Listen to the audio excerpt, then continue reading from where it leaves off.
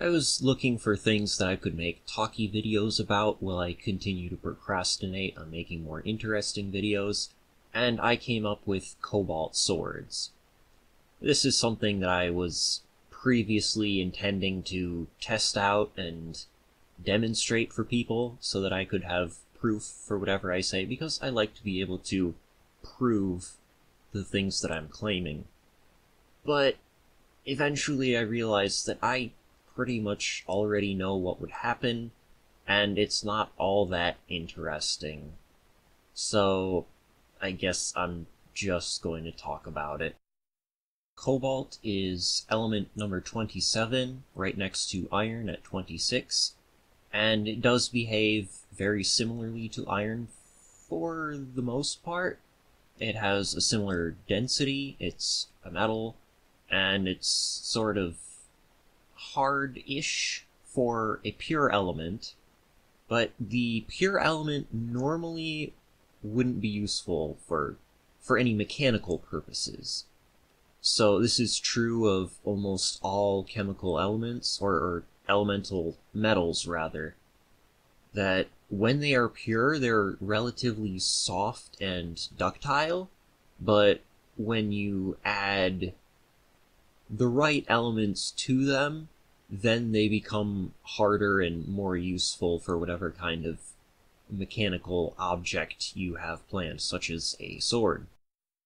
Perhaps the first thing worth saying about cobalt, even though I already said something, is that it isn't blue. Like, a lot of people have heard the phrase cobalt blue, and in most video games that include cobalt, it's depicted as being blue, but this actually comes from cobalt compounds. Cobalt oxide combined with aluminum oxide creates a blue pigment that is fairly useful, and cobalt, when added to glass, will turn the glass blue, kind of like the way that iron will turn the glass green. And this has pretty much nothing to do with the way the element behaves in its pure state, or in any particular compound. Like, cobalt oxide is black, just like iron oxide in Forge scale is black, and so pure cobalt would probably do the same thing. The metal itself is white, or gray, or whatever you choose to call it. Like most other elemental metals, it reflects all wavelengths of visible light at about the same rate. Like, you can technically derive a little curve from the reflection, but they're all reflected at about the same rate, as I said, and this rate is typically known as the reflectance of the material. And I'm pretty sure cobalt just falls somewhere between like silver and titanium, which isn't really unusual. Another property of pure cobalt is more interesting. I was looking at this book from like the 20s or the 40s or something that was about cobalt, and it said that cobalt was the hardest pure metallic element known to exist at that time, obviously. And I thought that was a little strange because, they knew about tungsten. Isn't tungsten harder? At the time, they thought that cobalt was so hard because of impurities, and it is quite difficult to get cobalt reasonably pure, and just in general, it tends to hold on to certain elements like sulfur that aren't very helpful, though they do harden it. But more recently, a better explanation was found, and this is going to take some explaining. Most elements have a sort of preferred state at room temperature, a certain crystal structure which is favored by thermodynamics and doesn't necessarily occur at room temperature, but if you cool the material slowly and stuff like that, then this is what you end up with. So if we look at iron, then the room temperature stable phase, which is known as alpha iron, or ferrite, which is really more of a steel term. But it has a body-centered cubic structure, and when you heat it up to a temperature that I don't remember off the top of my head, then it tends to transform into a different phase called gamma iron, also austenite, and this does not remain stable when you cool the material back down. But if you cool it quickly enough, then some crystals of gamma iron will remain in the alpha iron. And this might not seem like a very good thing at first, because gamma iron is typically viewed as a softer material. It has a face-centered crystal structure, which is the same as various soft metals like copper and silver. But crystalline defects tend to travel during plastic deformation along consistent planes that are formed by the consistent structures of crystals. This tends to allow defects to move rather easily through single crystals, and then when they get to a grain boundary, that sort of interrupts them, but on the other side of the boundary there's still basically the same kind of crystal, unless there isn't, and it's a different type of crystal. This creates more resistance to the movement of defects, and therefore it increases the hardness of the material. Keep in mind that what I just described is not the normal hardening mechanism of steel. That would be the formation of martensite, which is inherently hard and also creates more defects, so they bump into each other and stop each other. But it's relevant to cobalt.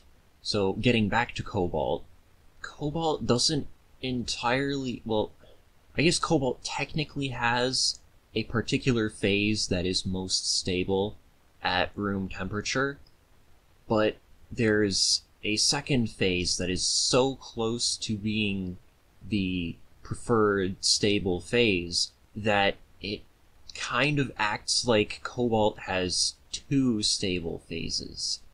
So one of them is technically metastable, but heat treatment or just general changes in temperature does not remove the second phase.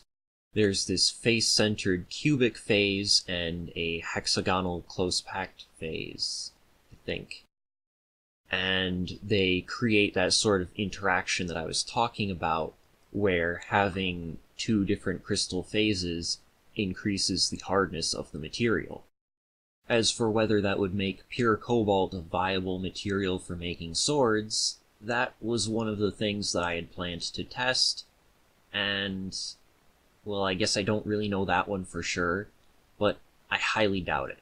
Still, consider that bronze is a viable sword-making material, and it's not all that hard. Another interesting and more well-known property of cobalt is that, like iron, it is ferromagnetic, meaning that it is both attracted to a magnet and it can become a magnet.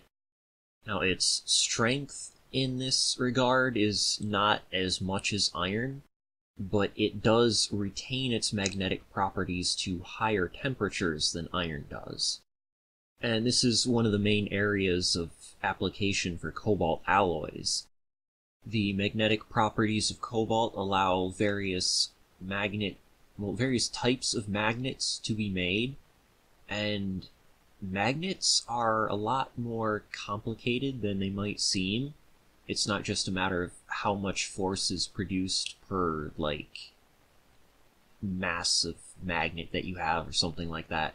So there are a lot of different magnetic properties that can be optimized, and some of them, if I understand correctly, are best achieved with the use of cobalt alloys as opposed to anything else. In particular, I know that samarium cobalt is an alloy of cobalt with a rare earth magnet or element. For those of you who don't know, that samarium is a rare earth element, and it's the second strongest natural, or not natural, but a permanent magnet widely available after the neodymium iron boron magnets that most people are more familiar with. And the advantage that it has over that other type is, again, it works at higher temperatures without demagnetizing. Cobalt has also been used in a variety of other magnetic materials like alnico, the Co stands for cobalt, and this platinum cobalt alloy that had some interesting property, as well as being very resistant to corrosion. That's one reason that you might want to use that for something. I don't know. Now, when I was a kid, I thought that magnetic weapons would be a great idea because the force of the magnet pulling towards somebody's armor would help you, like, punch through the armor or whatever. But if you think about that a little more closely, it's pretty silly. One of the main problems is just that, like those magnet motors that are supposed to generate free energy, the magnet will continue pulling when you've reached the armor in this case, and after you go through it, if you can, which is unlikely. And that means that after initial contact, it's just going to be slowing you down. Also, I doubt that most magnetic cobalt alloys would really stand up to that kind of use. They're probably very brittle for the most part. Although, there are a few that are basically cobalt steel that I think would be more magnetic than regular steel, but still very steely. So I guess that's kind of a valid option.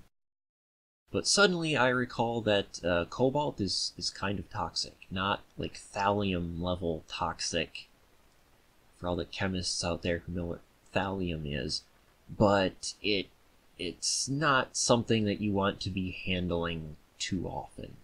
So I'm just throwing that in there. Another group of cobalt alloys with more relevance to the topic of swords are the super alloys. The super alloy is kind of a broad and not clearly defined term that usually refers to alloys that have useful mechanical properties at very high temperatures and good corrosion resistance. This doesn't necessarily mean that they would be as good relative to other metals at room temperature.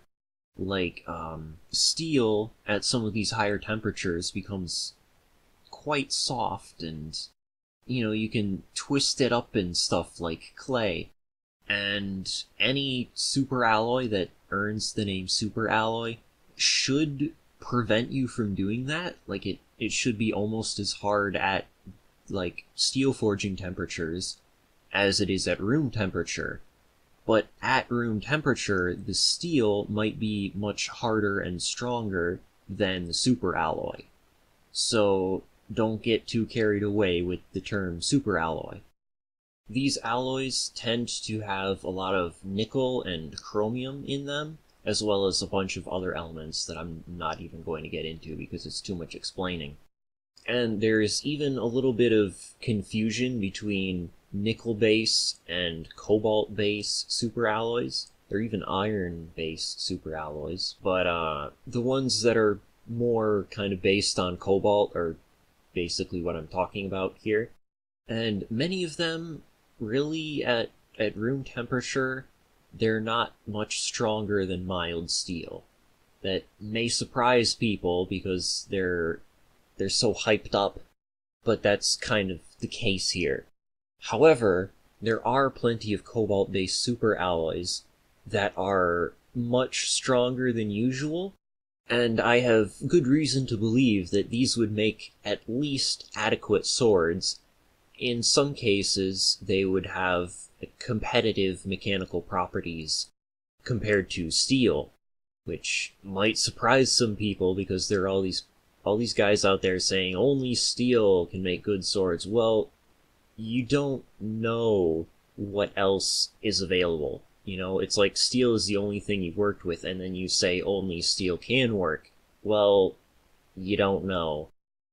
Anyway, An interesting feature of the cobalt alloys that do make the cut is that they are corrosion resistant, as I said, in addition to having those mechanical properties, so there's no need to worry about rust.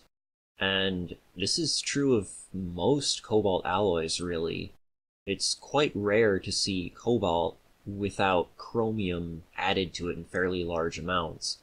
And the interactions between cobalt and chromium are fairly interesting, but suffice to say that there is no compromise being made here. That's just a good thing, which is why you always see it. So we can further subdivide the cobalt-based superalloys into different groups. There's the oldest group, which is often referred to as stellite, even though that's a brand name and other companies use other brand names. But this one goes all the way back to the research of Elwood Haynes at the very beginning of the 1900s, not the 19th century. And this was the first commercial cobalt alloy ever made, or it includes the first one ever made, and then basically some variations on the original formula.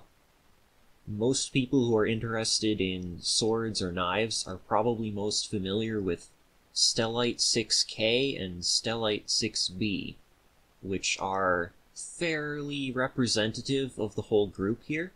They're based on cobalt and chromium with large amounts of tungsten and carbon in them. The tungsten and carbon dissolve when the alloy is in liquid form, and then they precipitate from solution at lower temperatures and form this kind of branchy structure. That branchy structure consists of mostly tungsten carbide, which is much harder than the metal itself, so you have a very abrasion-resistant material, even if it isn't necessarily all that strong.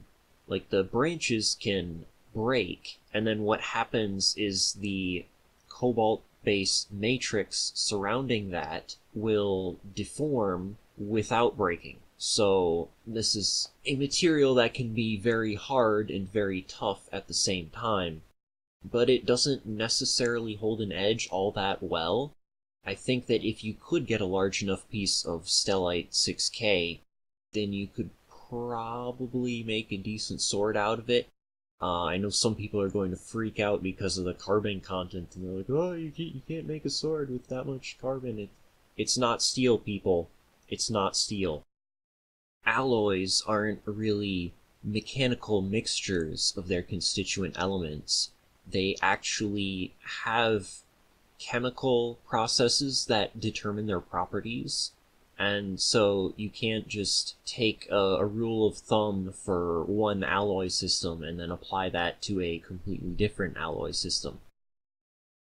According to some information on the internet, this type of metal might be more likely to bend too much rather than being brittle, and it might have some kind of edge stability problems. I mean, it's hard to extrapolate people talking about knives that they've used to how a sword would perform. But like I said, bronze is still used to make swords, so you can make it work, at the very least. Stellite was originally used for metal cutting tools in things like lathes, but it fell out of favor because it was replaced by cemented tungsten carbide, which is basically the same thing but more. And so now I think its main use is in hard facing, which is basically when you put a layer of really hard metal on the surface of something to allow it to resist abrasion. If that is where it's used now, then it competes with other similar alloys, like WT6, for example. Most alloys in this category of hard-facing alloys are chunkier, I guess, in the microstructure than stellite or most stellite-type alloys, but it depends on what you're doing. I think that alloys of this type are somewhat less likely to make good swords, but, it varies, as I said. They're also less likely to be labeled as super alloys. I think I already mentioned that the definition of a super alloy isn't really clear, so if I refer to something that you don't think of as a type of super alloy, then just keep that in mind. Then we get to the jet turbine alloys. Now, cobalt-based alloys were a lot more popular for making the fins in high-temperature turbines, kind of back in the day, but they're less popular than nickel-based ones now, partly because they're less expensive and partly because of something that nickel does better. These alloys tend to be, like I said, surprisingly soft, but some of them are quite hard and comparable to steel, I think. This is probably the category that you would, well, it probably like the number 2 category that you would want to look in for materials to make cobalt swords out of. This might be a good time to throw in a weird detail that I forgot. Because these alloys, like most super alloys in general, tend to contain a lot of nickel and chromium, they don't scale over all black like pure cobalt or iron would do. Instead, they tend to get this weird kind of mint green color, which is caused mostly by the nickel and the chromium. If you heat up a sample of pure nickel, then it will probably turn green like this, at least if you heat it up enough. And that's kind of interesting. If you make a sword with that kind of hand-forged look where you have some of the scale left on the sword, then it would look weird. The last type of cobalt alloy that I know is getting any commercial use is the cobalt-based spring alloys. This is a category that was started by Algaloy way back in the day. I think the patent for that actually specified that it was a spring material, and I think I don't know if MP35N and the multi-phase family of alloys would really fall into this category or not. But the general idea with this category is that these alloys are designed more for their performance at room temperature as opposed to high temperature properties. Now, again, I'm not really sure about the multi-phase alloys, but okay, that was distracting me, so I checked on it, and it turns out that they're meant more for fasteners. Anyway, there is a consistent trend here of high performance in mechanical type applications where other materials just aren't doing the job, and that includes very high tensile strengths, typically, as well as higher stiffness than steel, which is fairly rare. It doesn't happen in metals too often, because normally when a metal goes over that threshold of like 200 gigapascals, Young's modulus, then they tend to end up being brittle. But this is an exception to that. And if I haven't said it already, these materials are used to make things like watch springs in high-end watches.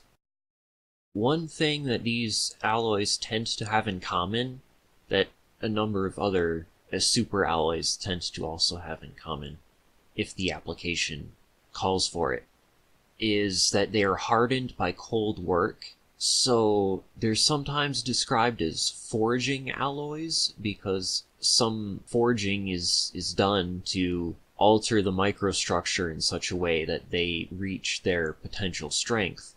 But if you're thinking that you can like get an anvil and a hammer and like a $1,000 offcut from a piece of one of these materials and just make yourself a sword, that's not going to work, because cold work basically means that they're being worked at a fairly low temperature, because higher temperatures will disrupt the same microstructural properties that you're trying to create. And if you did heat them up, that would be a problem. And whether you heat them up or not, you probably aren't going to be able to do much to them with a hand hammer because they're just so hard. You'd probably need multiple days to actually do a decent forging of one of these materials, and the inconsistency of hammering by hand would probably somehow ruin the material anyway.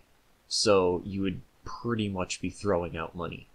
I mean, like we tend to say in the sword community, any really high-end sword tends to be kind of like throwing out money, because you can get the performance that you need from like a $300-400 sword, maybe something like that. It depends on your goals, obviously, but you get diminishing returns with increasing price point. Having said that, if you're willing to drop a few thousand, more than just a few $1,000s, like a lot of money to get this kind of metal and actually have it made into a sword, then you would probably get pretty good performance. I'd say that of all the metals that I feel I understand fairly well, the cobalt-based spring alloys are probably the ones that would make the best swords. But nobody knows, because nobody's actually done that. It's kind of a waste. So that's my rambling about cobalt swords. I think I ran out of stuff to say, so there we go.